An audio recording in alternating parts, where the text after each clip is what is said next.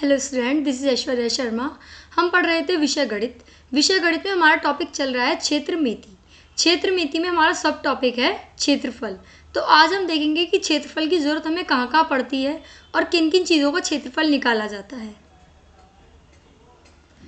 देखो, क्षेत्रफल क्या है? क्षेत्रफल जिसे आप और क्या कहते हैं, जिसे हम एरिया भी कहते हैं। क्या कहते हैं? एरिया। तो किसी तल, समतल या वक्रतल, कुछ भी हो सकता है, कि द्विविमीय या द्विआयामी। द्विआयामी का मतलब क्या होता है? जिसमें लेंथ और ब्रेथ होती है, यानी कि दो विमाएं होती हैं। आकार के परिणाम या माप को क्षेत्रफल कहते हैं। जिस क्षेत्र के क्षेत्रफल की बात की जाती है वह क्षेत्र प्राय किसी बंद वक्र से घिरा होता है। इसे प्राय मीटर स्क्वायर में मापा जाता है। आप इसे मीटर स्क्वायर में भी माप सकते हैं और सेंटीमीटर स्क्वायर में भी माप सकते हैं। अब देखो कैसे। नीचे दी गई बंद आकृतियाँ को देखिए। बंद आकृतियाँ हैं, देखो ये एक सर्कल है और ये भी एक सर्कल है, ये बड़ा सर्कल है, ये रेक्टेंगल हुआ और ये एक और रेक्टेंगल हुआ। ये सभी आकृतियाँ तल में कुछ खास क्षेत्र को घेरती हैं। अब देखो, जब ये कोई चीज़ यहाँ रखी है तो ये इतना स्पेस ऑक्यूपाई कर रही है ना, तो इतना स्पेस ये घेर रही है। क्या आप बता सकते हैं कि इनमें से कौन सी आकृति ज़्यादा क्षेत्र घेरती है? तो देखो, अगर हम खाली इन दोनों की बात करें तो इसमें तो हमें पता चल पा रहा है कि ये कम घेर रही है और ये ज़्यादा घेर रही है। ऐसे इसमें कम है, ये ज़्यादा है ना। पर बंद आकृतियों द्वारा घेरे गए तल के परिणाम को उसका क्षेत्रफल कहते हैं। इसलिए क्या आप बता सकते हैं कि ऊपर दी हुई आकृतियों में किसका क्षेत्रफल अधिक है? पर अगर कोई आकृति ऐसी होगी कि ये ऐसे है और ये ऐसे है, तो हम आसानी से नहीं पता लगा पाएंगे। क्यों? क्योंकि इनकी लेंथ तो है पर ब्रेथ, इसमें लेंथ ज़्यादा है तो इसमें ब्रेथ ज़्यादा है, और यहाँ ब्रेथ कम है तो यहाँ लेंथ कम है। तो ऐसे करके हम कई बार नहीं बता पाएंगे। अगर सेम आकृतियाँ हैं तो उसमें हम बता सकते हैं कि ये छोटा सर्कल है, ये बड़ा सर्कल है, ये छोटा रेक्टेंगल और ये बड़ा रेक्टेंगल है। ठीक है, तो इसके लिए हम कुछ आज नया सीखेंगे जिससे हम आसानी से पता लगा पाएँ किसका क्षेत्रफल अधिक है, किसका क्षेत्रफल कम है। देखो, अब हम नीचे दी गई आकृतियों को देखते हैं। ये आकृतियाँ दे रखी हैं, देखो। अब देखो, इनमें से किस आकृति का क्षेत्रफल अधिक है? इन आकृतियों को देखने मात्र से यह बता पाना बहुत ही मुश्किल है। इसलिए क्या करेंगे आप इसके लिए? इन्हें एक वर्गांकित पेपर या ग्राफ पर रखेंगे।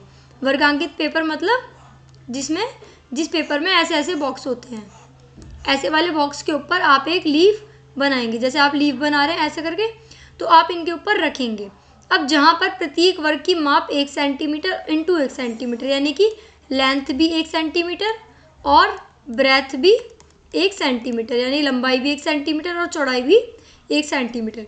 इन आकृतियों की बाहरी सीमा अर्थात बाहरी रूपरेखा खींचिए। अब इन आकृतियों के द्वारा घेरे गए वर्गों को देखिए। अब देखो, जैसे मैंने यहाँ पे ये बनाया, तो यहाँ देखो कितने वर्ग इसने घेर रखे हैं। ये हमें देखना है कि 1 2 3, और उसमें भी ये देखना है कि कितने पूरे वर्ग हैं, कितने आधे वर्ग हैं।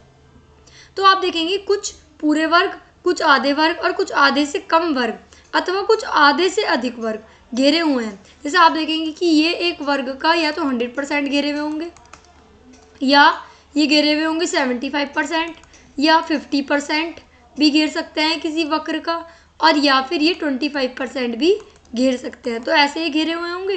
तो आकृतियों द्वारा घेरे गए आवश्यक सेंटीमीटर वर्ग की सहायता से इसका क्षेत्रफल ज्ञात किया जा सकता है। अब जैसे हम देखेंगे कि एक आकृति ने 10 वर्ग घेर रखे हैं और एक आकृति ने 8 वर्ग घेर रखे हैं, तो कौन सी बड़ी हुई? 10 बड़ा होता है 8 से, तो 10 वाली बड़ी हुई 8 से। ओके, अब देखो, अब इसमें एक क्वेश्चन देखते हैं। उदाहरण 10, आकृति 10.10 ये दी हुई है मैंने आकृति। अब दिए गए आकार का क्षेत्रफल निकालना है। तो यह आकार रेखाखंडों से मिलकर बना है। किससे मिलकर बना है? रेखाखंड, यानी कि लाइन सेगमेंट से। यह आकृति केवल पूरे वर्गों और आधे वर्गों से घिरी है। देखो, ये पूरा वर्ग है, ये पूरा है, ये भी पूरा है, इसमें आधा है, इसमें भी आधा है और उसमें भी आधा है। तो यह अपने कार्य को और भी आसान बनाना है। कैसे? पूरे घिरे हुए वर्ग काउंट करो, 1 2 3। पूरे घिरे हुए वर्ग कितने हो गए? 3 हो गए। ठीक है, अब आधे घिरे हुए वर्ग देखो, 1 2 3, कितने हो गए? 3 ये हो गए। 3 क्या हो गए? आधे घिरे हुए वर्ग। तो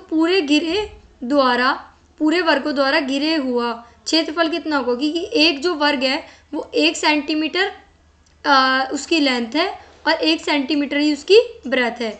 तो ये हो जाएगा 1 वर्ग इकाई हो गया है। 1 वर्ग इकाई हो ना, क्योंकि लेंथ इंटू ब्रेथ अगर आप करोगे तो आपका क्या आएगा 1। तो 1 के हिसाब से 1 के 3 से मल्टीप्लाई करोगे, क्योंकि 3 वर्ग है तो 3 वर्ग इकाई ये हो जाएगा। अब इसमें देखो आधे वर्गों द्वारा घिरा हुआ क्षेत्रफल कितना होगा। देखो 3 गुणा आधे वर्ग, क्यों, क्योंकि संख्या कितनी है 3 है, और आधे का मतलब होता है 1/2। तो अगर हम इसे ऐसे लिखना चाहें तो ये कितना हो जाएगा 3/2 हो जाएगा। अब इसे मिक्स्ड फ्रैक्शन में कन्वर्ट करेंगे तो 2 को 3 से डिवाइड करोगे तो क्या आएगा 2 1 जा 2। यहाँ क्या हो जाएगा 1 बचेगा, तो 1 होल में और 1/2 यानी कि 1 सही 1/2 तो ये आ गया, और 3 ये आए थे। तो यहाँ पे कितने कंप्लीट पोर्शन हो गए 3 तो 1 हो गए, 1 1 हो गया, तो 3 और 1 4, तो 4 सही 1/2 वर्ग इकाई इसका क्या हुआ कुल क्षेत्रफल। अब देखो क्या करना है, नीचे दी गई आकृतियों के क्षेत्रफल ज्ञात कीजिए। ये सारी आकृतियाँ दी हुई हैं, इनके क्षेत्रफल ज्ञात करने हैं। देखो आपको इन आकृतियों के पीछे एक बॉक्स बने हुए दिख रहे हैं जो वर्ग इकाई से रिलेटेड है। तो यहाँ देखो कितने हैं, हम काउंट करते हैं 1 2 3 4 5 6 7 8 9 है ना। तो इसका क्षेत्रफल हम कैसे निकालेंगे, देखो पूरे घिरे हुए वर्गों की संख्या कितनी है 9 है, तो पूरे घिरे हुए वर्गों का क्षेत्रफल क्या हो जाएगा 9 गुणा 1 वर्ग इकाई। अभी हमने बताया था ना कि ये जो एक बॉक्स है इसकी एक ही तो लेंथ है और एक ही इसकी ब्रेथ है, दोनों एक एक है, तो क्या हुआ इनका क्षेत्रफल वर्ग इकाई हो गया। अब कितने बॉक्सों से घिरा हुआ है 9, तो 9 गुणा 1 इसका वर्ग इकाई हो जाएगा ये। अब नेक्स्ट वाला क्वेश्चन देखो, पूरे घिरे हुए वर्गों की संख्या 5। तो अब यहाँ देखो जरा बी पार्ट में कितने वर्ग हैं 1 2, ठीक है 2। अब ये वाला और ये वाला आधा गिर रहा है तो इसका हम मान लेंगे कितने हो जाएंगे 3। ऐसे ये और ये मान लेंगे कितने हो जाएंगे 4, और ये हो जाएंगे 5। तो कितने होगा एक तरीके से 5। पूरे घिरे हुए वर्गों का क्षेत्रफल हो जाएगा 5 गुणा 1 यानी कि 5 वर्ग इकाई। ये हमने कंबाइन कर लिया है यहाँ पे। अब सी पार्ट में देखो, सी पार्ट में हम क्या कह रहे हैं, देखो यहाँ क्या कोई सा भी वर्ग पूरा घिरा हुआ है, देखो कोई भी वर्ग हमें पूरा इतनी आसानी से नज़र नहीं आ रहा है। तो हम देखो क्या करेंगे, यहाँ देखो पूरे घिरे हुए वर्गों का क्षेत्रफल ये ऑलमोस्ट पूरे माने जाएंगे। तो यहाँ क्या करेंगे सी पार्ट में पूरे घिरे हुए वर्गों की संख्या कितनी है 2 है, तो पूरे घिरे हुए वर्गों का क्षेत्रफल कितना हो जाएगा 2 गुणा 1 यानी कि 2 वर्ग इकाई। और आधे घिरे हुए वर्गों की संख्या कितनी है 4, तो आधे घिरे हुए वर्गों का क्षेत्रफल कितना हो जाएगा 4, और 1 वर्ग आधे का मतलब क्या होता है 1/2, 2 से 2 गया तो कितना आया 2 आया, तो 2 इसका आ गया था पूरे घिरे का और 2 आधे घिरे का आ गया, तो 2 और 2 कितना हो जाएगा 4 वर्ग इकाई। ठीक है, अब हम देखते हैं डी पार्ट, क्या देखते हैं ABC हो गया हमारा। अब डी पार्ट में देखो कितने हैं 1 2 3 4 5 6 7 8, और ये थोड़ा सा इसमें काउंट कर लेंगे हम, तो ये तो सीधा क्वेश्चन है। पूरे घिरे हुए वर्गों की संख्या कितनी है 8 है ना, तो पूरे घिरे हुए वर्गों का क्षेत्रफल कितना हो जाएगा 8 गुणा 1, तो ये हो जाएगा 8 वर्ग इकाई। क्या हो जाएगा 8 वर्ग इकाई। ठीक है, ये यहाँ मात्रा नहीं आएगी इकाई। अब देखो ई पार्ट में क्या है, ई पार्ट यहाँ पे देखो ये ई पार्ट है ना, इसमें काउंट करो वर्ग 1 2 3 4 5 6 ये हो गए। अब 6 तो हमें पूरे दिखाई दे रहे हैं, अब बाकी में हम क्या करेंगे देखो, तो 6 तो ये पूरे हो गए।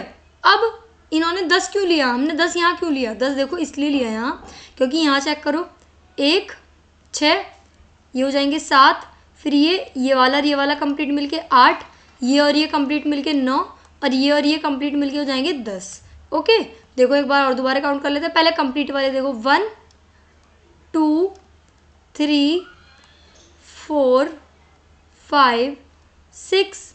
अब यहाँ देखो इन दोनों को मिला के एक ये भी हाफ है ये भी हाफ है, तो इन्हें मिला के कितना हो जाएगा 7, फिर इसे और इसे मिला के 8, इसे और इसे मिला के 9, फिर 10 हो जाएगा इसे और इसे मिला के। ठीक है, तो यहाँ कितने वर्ग हो जाएंगे, यहाँ हो जाएंगे पूरे घिरे वर्गों की संख्या हो जाएगी 10, और एक वर्ग का क्षेत्रफल कितना होता है 1, तो 10 की 1 में मल्टीप्लाई करेंगे तो 10 वर्ग इकाई इसका आंसर आ जाएगा।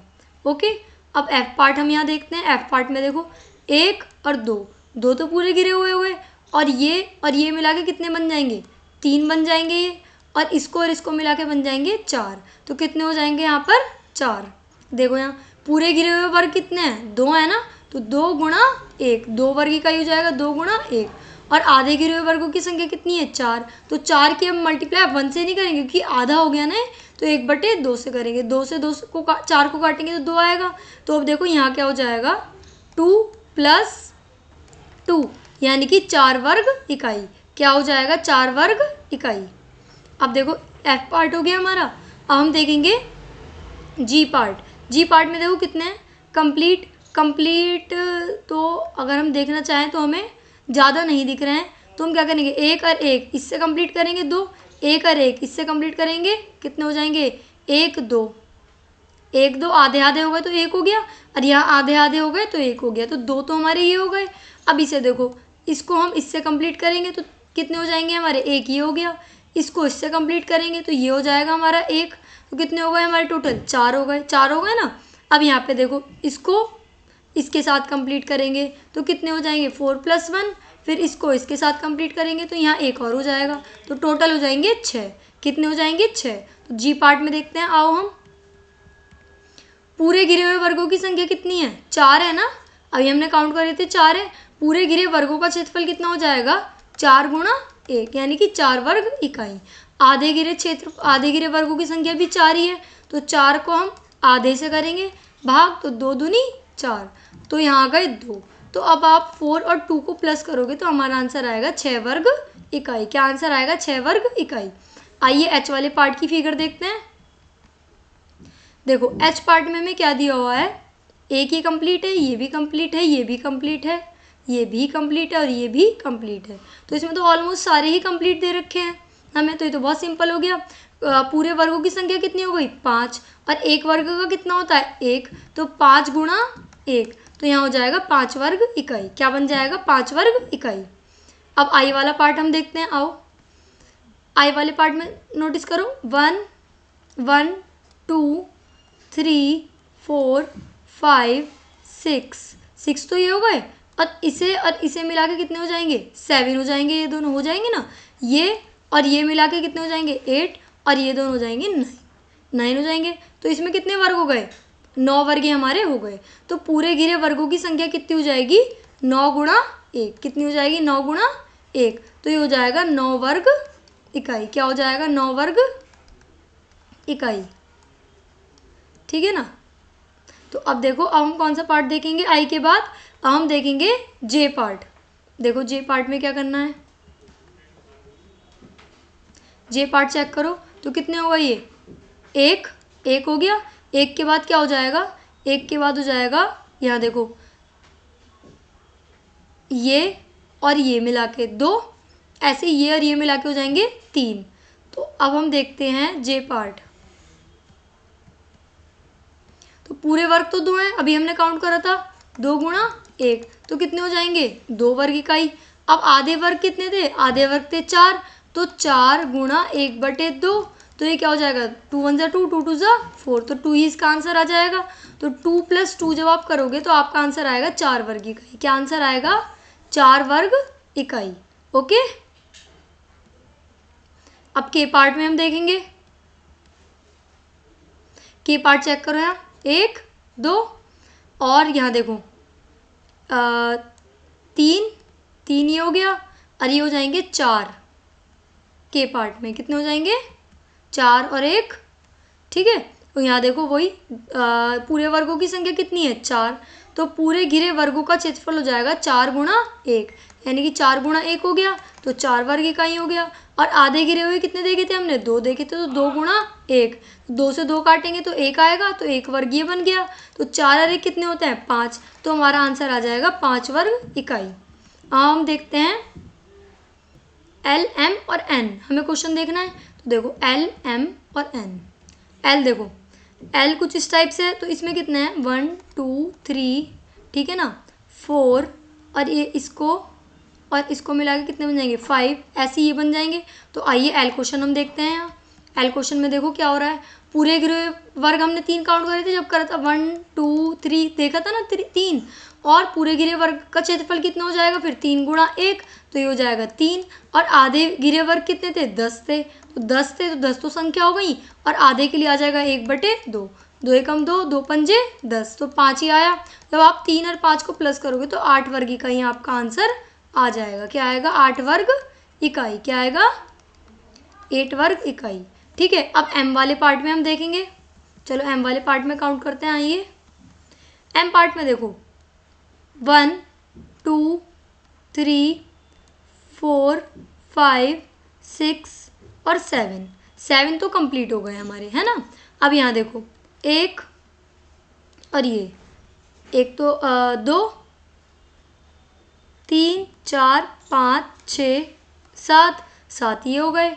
और ये छोटे भी दे रखे हैं 8 9 10, ये इधर है 11, एक ये रहा 12, और ऐसे ही कुल मिला के ये कितने हो जाएंगे? देखो ये हो जाएंगे 14। तो 7 पूरे घिरे वर्गों की संख्या कितनी है? 7। तो 7 तो कंप्लीट है, तो 7 इंटू 1 करेंगे तो 7 आ जाएगा। आधे घिरे हुए वर्ग कितने हैं? 14। तो 14 की गुणा करेंगे 1/2 से, तो 2 सत्ते 14, तो यहाँ आ जाएगा 7। तो 7 और 7 को प्लस करेंगे तो हमारा आंसर आएगा 14 वर्ग इकाई। क्या आएगा? 14 वर्ग इकाई। अब हम देखते हैं एन पार्ट। ठीक है, आओ एन पार्ट काउंट करते हैं।